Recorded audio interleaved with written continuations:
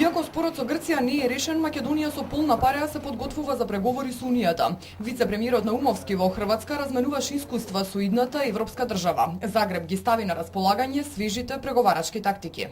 Веруваме дека тоа значително ќе придонесе кон нашата подготвеност за побрз крај на преговорите откако тие ќе започнат.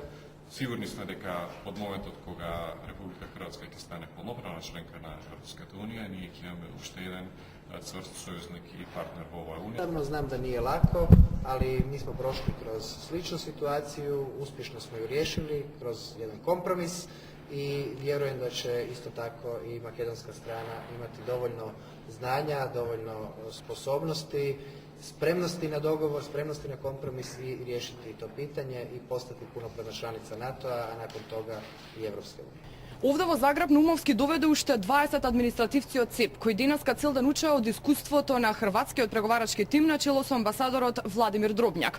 Инаку и овде во Загреб за утре се најавуваат големи социјални протести, се подготвува и пописот закажан за во април. Сепак, внатре политичките проблеми не ги спречуваат хрватските власти некаде до јуни успешно да го затворат и последното поглавје за членство во Унијата. Jednostavno to je proces iz kojeg izađete kao bolja i snažnija država. Dakle, u tom smislu veliki stupanj težine u procesu je nešto što se apsolutno isplati proći, jer koliko god da je proces bio težak, nagrada na kraju nemjerljivo je veća.